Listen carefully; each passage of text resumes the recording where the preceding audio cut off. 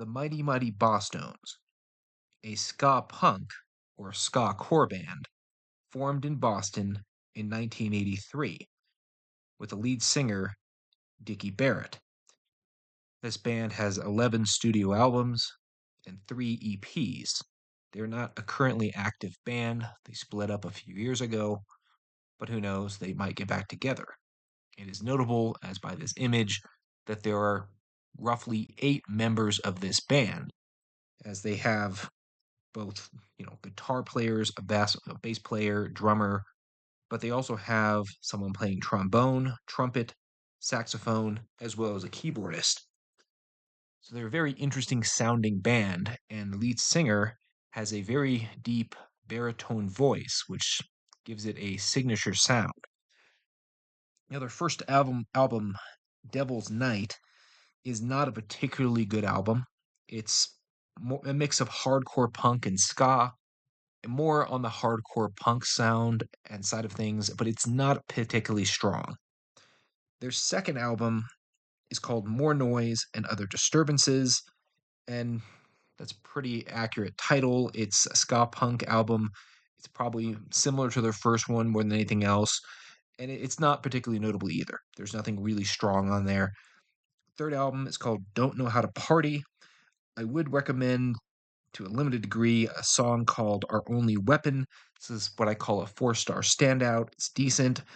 It has baritone harmonies in the chorus and sort of both hard, fast riffs throughout the song that's very steady and continuous.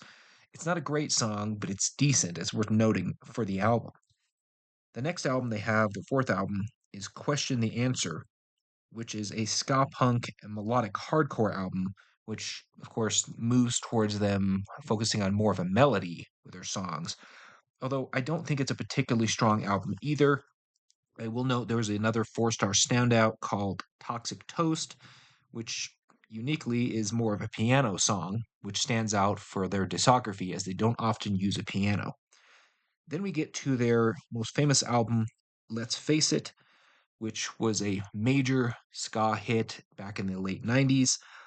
This album, one of the earlier songs, is called The Rascal King. This is the first good song on the album. It has a very good beat and a big band sound. It really takes advantage of their large ensemble and group of musicians that form this band. Next song is their most famous song, The Impression That I Get, which is strong because of its harmonious chorus, excellent, just excellent beat, and it's the way the song fades out in the end. But overall, that is probably their strongest song, especially their most original song that they wrote.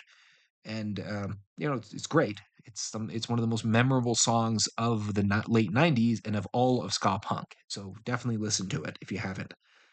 Then you go further into the album. They have a song called "The Bag Bit Me" or "The Bug Bit Me," which is a fast-paced punk song, which isn't bad. They have another one that I think is pretty good. It's kind of the number 2 on the album called Numbered Days. It is a very good chorus, and it's one of those sort of soft and hard songs where they go back and forth between softer elements and then hard riffs, which is always a nice comparison between the two. And also I would note that they have another song called Nevermind Me, which is the last good song on the album. There's 5 I would recommend here. It has a really good opening riff and is just an overall fairly good song in general. Now, their follow-up was called Pay Attention. There are some okay songs on this album, most of which I won't mention, but it's a letdown compared to how good Let's Face It was. I suspect that Let's Face It may have been written by some other, might have been produced by someone else other than members of the band because it stands out in comparison to their other music so strongly. But on Pay Attention, you will find a song called Where You Come From, which has a pretty good chorus, and I like the message in the song. It's more of a 4-star standout than anything else, and it's not quite as impressive as anything on their 5th album, but it's worth listening to if you like that kind of song. Their next album, their 7th album, is called A Jackknife to the Swan, And there are a few kind of 3.5 or 4-star songs on this album. I won't go into most of them because they're not that notable. They do have the title song, the Jackknife in this case, which is another 4-star standout. That's got a decent amount of energy to it and kind of a nice series of riffs, but it never gets to the point where it again meets Let's Face It, and it's fantastic songs compared to everything else.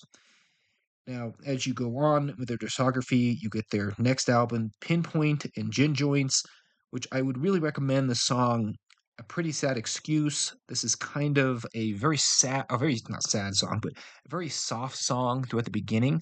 And then it transitions to being quite a hard sound. So it's like it begins just with slower pace, it increases in tempo, and becomes more of a hardcore punk song.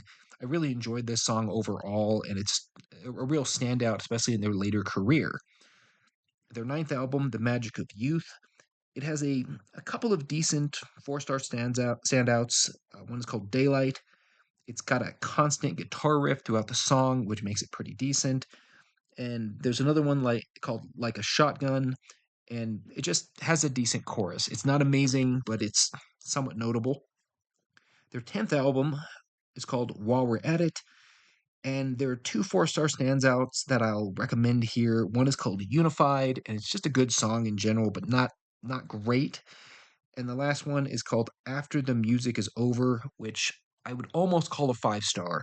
It's kind of in the middle of 4 and 5, and it just has a decent chorus, and it feels like one of those songs where it's one of those songs about things that are ending, which is kind of sad because this is near the end of their career as a band. But it's almost poetic because although they did put out one more album, and they do have some EPs. Their final album, I would say, is called, well, first it's called When God Was Great, and this is their final album, and it is also their second best album, and for a reason. They have a cover of As Long as I Can See the Light. I believe this is a CCR song. It's a pretty well done cover. They have a 4-star I recommend called Lonely Boy. It's just fairly decent.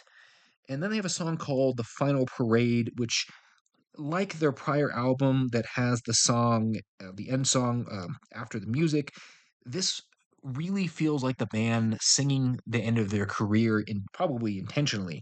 And this song is great because it just has so many guest stars in it, from Dave Navarro, Amy Interrupter. I can't even list the whole list. You can go on Wikipedia to look it up, and it's just a great anthem, ska punk anthem song, and it's about going out in style and just the end of someone's career. I This song really grew on me over time, and I really recommend it. And again, like I said, their final album is their second best album. It's not quite as good as Let's Face It, but it's worth at least listening to and giving it a chance. I don't think a lot of people bought it because at this point in their career, they were kind of a washed up band, and fourth wave ska was barely a thing at that time. I mean, it's not that big of a thing now, but it's getting there. Now, they also have three EPs, which one is called Where'd You Go?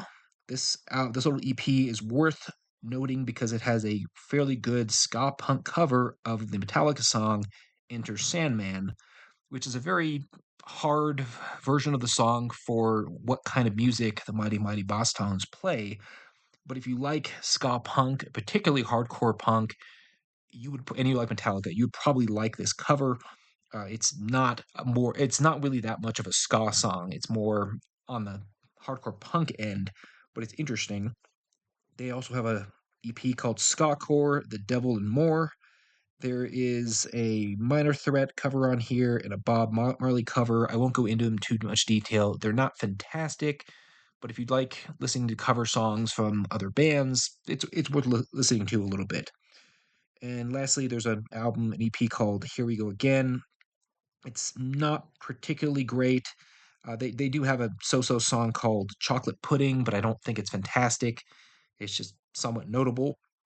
And then they have a few rarities that I think are worth noting. Um, they have a cover of What the World Needs Now, which I would describe as a 4-star cover. It's decent. It's not amazing. They just kind of play it and sing it because it's a cover. It's decent.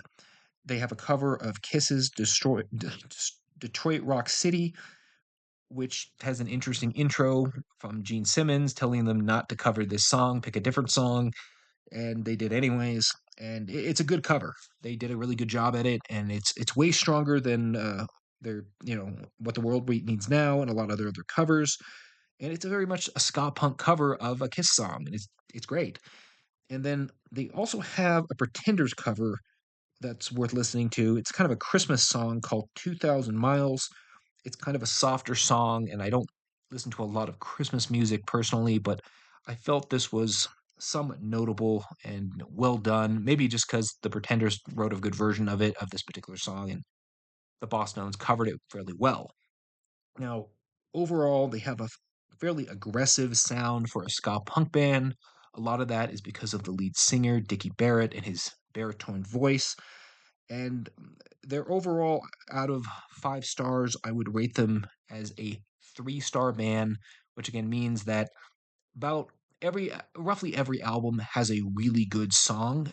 But in this case, all their good songs, or the majority of them, are clustered on 2 albums for the most part. That's Let's Face It and When God Was Great. And then there's 1 or 2 loose songs kind of scattered about their discography.